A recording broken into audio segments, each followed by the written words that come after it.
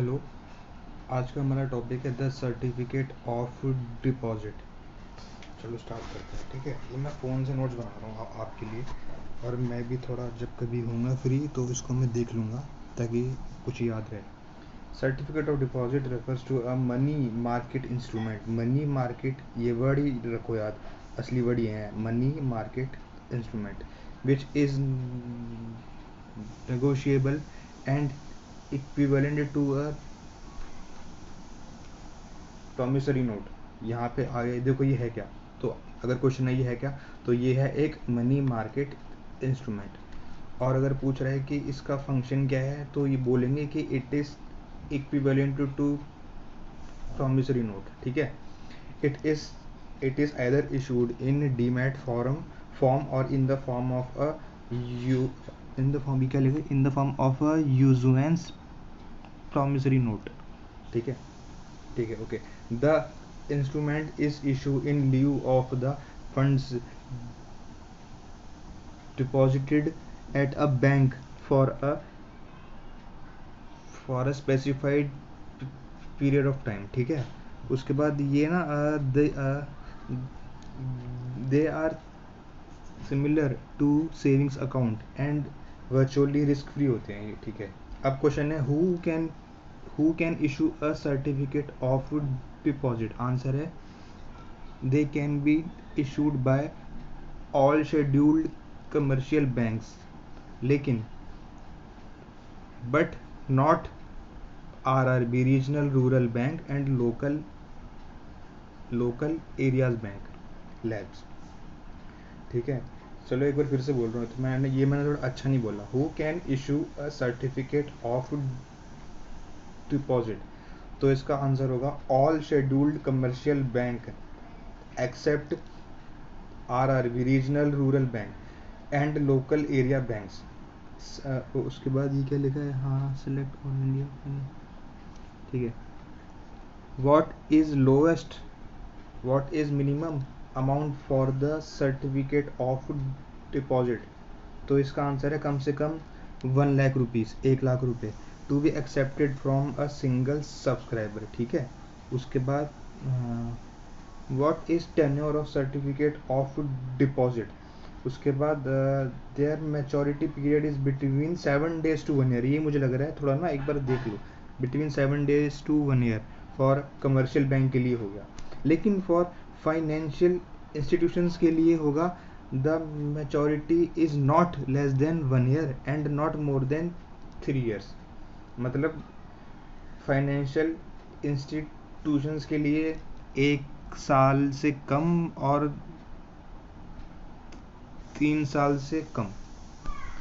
What is written on certificates of deposit?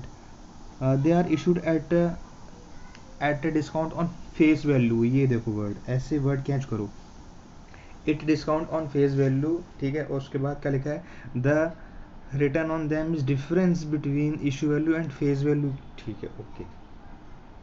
Face value मतलब ना कि ना, कोई मान लो कि एक 5 रुपए का सिक्का है, तो उस पर लिखा है ₹5, तो वो है उसकी फेस वैल्यू। इशू वैल्यू वो है जो ना आप, जैसे ना आप किसी को कर रहे हो पे, तो आपने जिस कॉस्ट पे किया है पे, उसको हम बोलेंगे इशू वैल्यू। ख़त्म, इतनी सी बात है। उसके बाद ये सब तो बात की बात है। हाँ, ये systemic investment plan, It systemic investment plan is a financial planning tool that helps you to create wealth by investing small sums of money every month over a period of time। ये इस पे GDP deflator, gross domestic product deflator is a measure of general price inflation। It is calculated by dividing nominal GDP by real GDP and then multiply by 100। Nominal GDP is the market value of goods and services produced in an economy and adjusted for inflation। It is the GDP measured at current prices। Real GDP is nominal GDP adjusted for inflation to reflect changes in the real output। ठीक है, उसके बाद क्या लिख रहे हैं,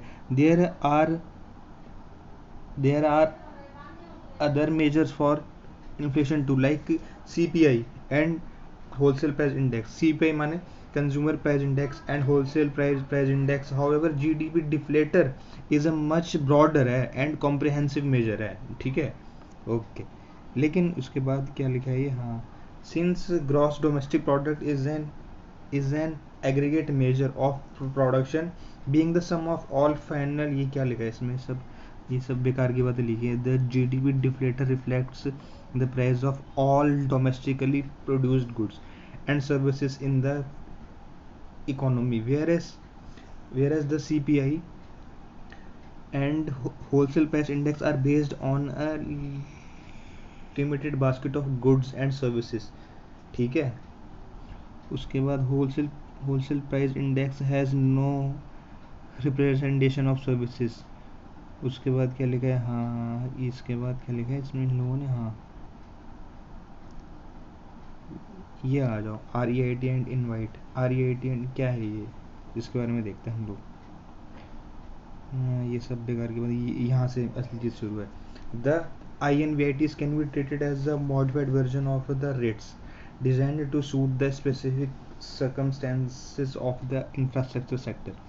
They are similar to REIT but invest in infrastructure में होगा, जो लोग करेंगे ना, जैसे कि such as roads और highway which take some time to generate steady cash flow, ठीक है। What are REIT? REIT is roughly like a mutual fund के जैसे है, इसमें ना लोग इन्वेस्ट करेंगे और उनको कैश मिलेगा वापस। Debt invest in real estate माने लोग जैसे कोई बिल्डिंग है या मॉल है, ये है real estate. Through the similarity does not go much further.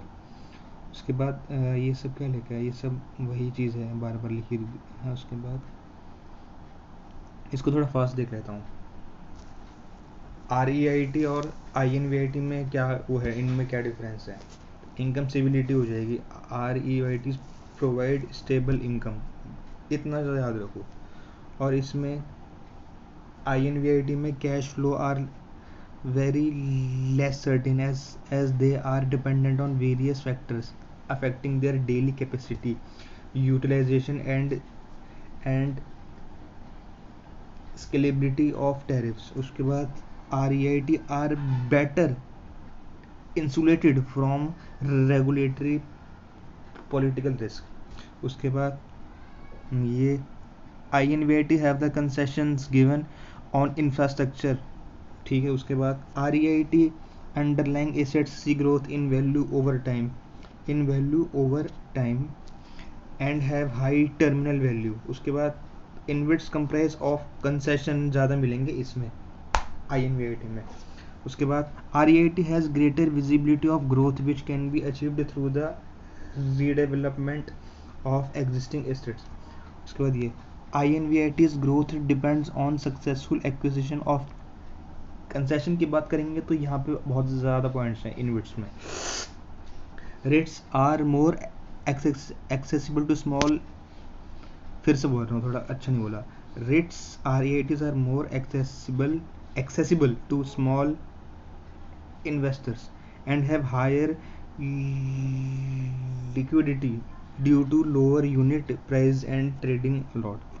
उसके बाद ये INVITs had bigger trading lot size and thus poor liquidity। ये ट्रेजरी बिल्स तो हमने पढ़ा हुआ है, एक बार शॉर्ट में इसको रीड ही कर लेते हैं। द ट्रेजरी बिल्स और T bills are money market instrument and short term डेप्ट हो गया, और they are money market instrument they are issued by Government of India and presently issued in 3 tenors। Treasury bills are an important concept with regards to the Indian economy segment of the year। ये सब बेकार की बात लिखी है, इस पे आ जाओ। Sorry, treasury bills are short term up to 1 year तक होती है। हाँ, एक क्वेश्चन यहाँ बन गया। The treasury bills are short term for up to 1 year borrowing instruments of the government of India का है ये, ऐसे याद रखना। क्वेश्चन में ये देंगे पूछ की क्या ये रिजर्व बैंक ऑफ इंडिया का है, तो वो आंसर होगा नहीं, नो। और by a central authority of any country, ठीक है, हटाओ शॉर्ट फॉर्म में। अब ये वाला पॉइंट देख लो, they are auctioned by the Reserve bank of India at regular intervals and issued at a discount to face value पे आएगा। दो क्वेश्चन बन गए यहाँ पे। क्या बना कि ये ना they are the treasury bills are को कौन करता है ऑक्शन, तो होगा आंसर होगा reserve bank of India. At what का होगा आंसर एट रेगुलर इंटरवल्स। उसके बाद and they are issued at what, तो होगा answer they are issued at discount to face value. हटाओ, खत्म। उसके बाद ये क्या है, ये चीज इंपॉर्टेंट पॉइंट है। The T bills have an advantage over the other bills such as zero risk weightage associated with them. They are issued by government and sovereign papers have zero risk assigned to them. बस ये इसमें ये लिखा है, short form बता रहा हूँ। ये the treasury bills have zero risk, खत्म बात। और उसके बाद they have high liquidity because 91 days and 36 days are short term maturity. Types पूछ लेंगे, तो टाइप्स इसके क्या क्या है यार, मैं देख लूँगा। Short term they are for short term के लिए होते हैं, ये 1 साल से कम के लिए, ठीक है। टाइप्स कुछ नहीं है, टाइप्स हैं 91 days, 182 days, 364 days। जो 91 डेज का वीकली पे होगा इशू और 182 डेज का ऑक्शन होगा, it is held on Wednesday. और क्या क्या लिखा है, हाँ ऑन फ्राइडे, ठीक है। नॉन रिपोर्टिंग ऑन फ्राइडे, ये तो बेकार की बात है, ये इनकी सब नहीं पूछेंगे। Are treasury bills worth buying, okay. The treasury bills are a popular and accessible form of investment, okay हटाओ। वाट गवर्नमेंट सिक्योरिटीज़ पे आ जाओ। द RBI सेड, ये सब यार जूम कर लेता हूँ एक बार, सॉरी ये मैं फ़ोन से बना रहा हूँ। Treasury bills are why this, हाँ like bank fix deposit government securities are not tax free, तो ये होती नहीं है पहली बात।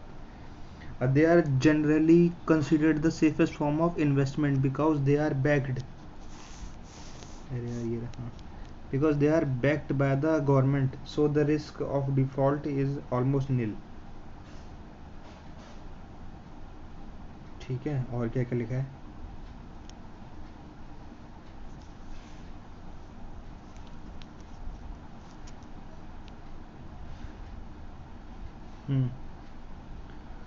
उसके बाद हाँ रिटेल इन्वेस्टर एंड जीसेक, चलो ये सब हटाओ यार, fast revision. What are government securities, government security is a tradable instrument, हाँ मम्मी नहा लिया, हाँ अभी रुक जाओ 1 मिनट, हाँ डाल आऊंगा, रुको। Government security is a tradable instrument issued by central government for state government, by central या स्टेट गवर्नमेंट जो करेगी इशू वो होगी गवर्नमेंट सिक्योरिटी, ठीक है। और ये है कि it acknowledges the government's debt obligations, ठीक है, ओके। ये एक बार ये फ्लो चार्ट इंपॉर्टेंट लग रहा है मेरे को, ठीक है। RBI जो है ना, ये क्या करता है, ये RBI को कंट्रोल करता है, ये सब इन सबको कंट्रोल RBI जो है, इसकी में मुझे लग रहा है ना, ये है हेडिंग इसकी, पता है क्या, इसकी हेडिंग होगी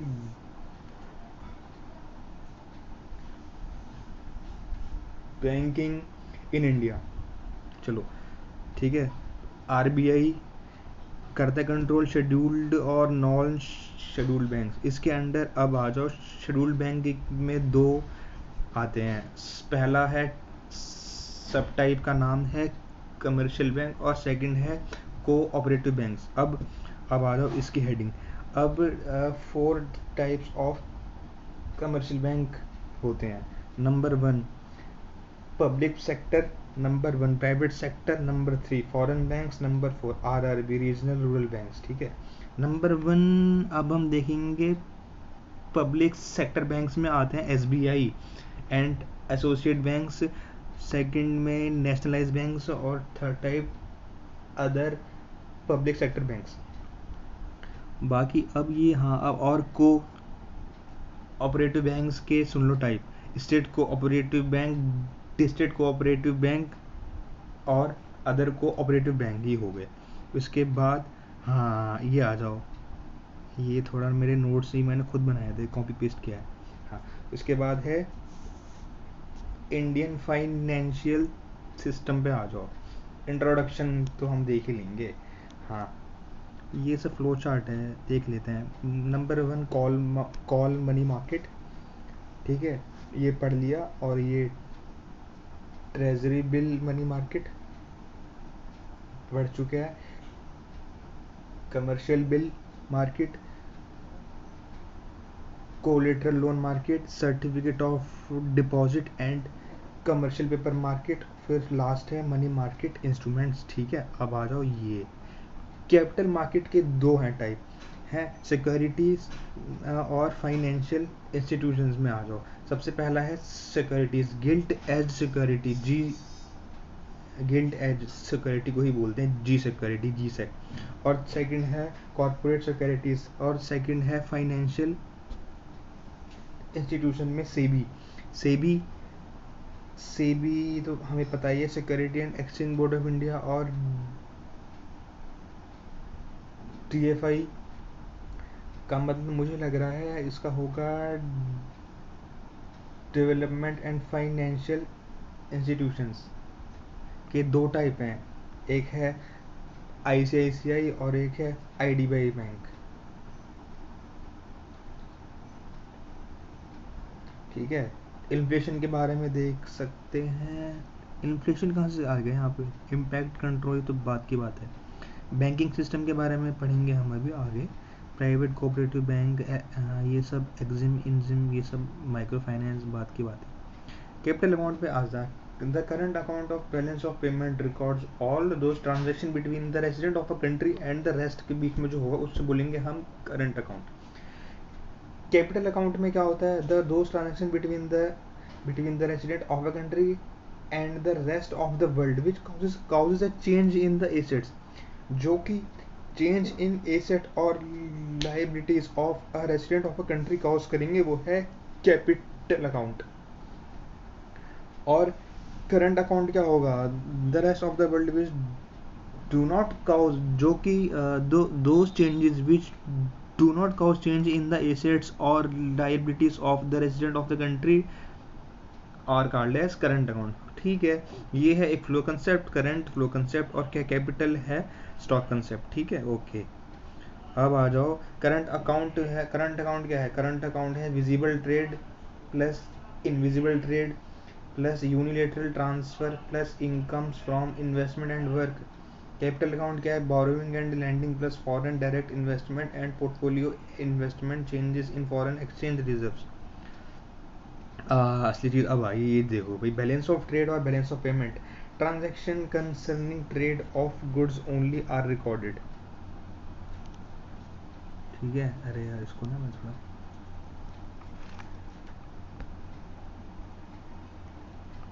अब ठीक है,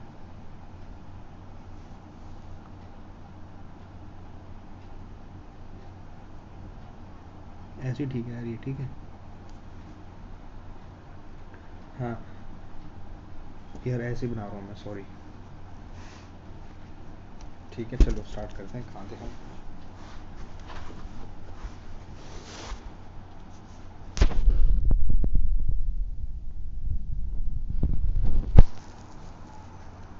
आ जाओ, चलो स्टार्ट करते हैं। The nature of transaction, balance of trade, transaction concerning trade of goods only are recorded. और बैलेंस ऑफ पेमेंट में क्या है, all transaction concerning goods services and capital transfer are recorded. उसके बाद कैपिटल ट्रांजैक्शन में आ जाओ, transaction of capital nature are not included in balance of trade.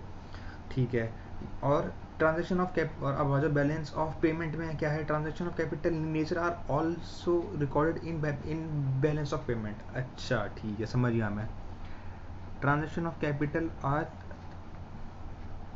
Transaction of capital nature are excluded in balance of trade, और balance of payment में सब कुछ हो जाएगा, transaction of capital are also recorded. ठीक है, balance of trade is a part of current account, balance of payment is a part of current account balance. ठीक है, BOP is much larger as it has current and capital account which include BOP2. Financial market, money market, capital market, commercial paper, treasury bills, certificate of deposit, stock. और capital market में क्या आता है? Stock, bond, derivative,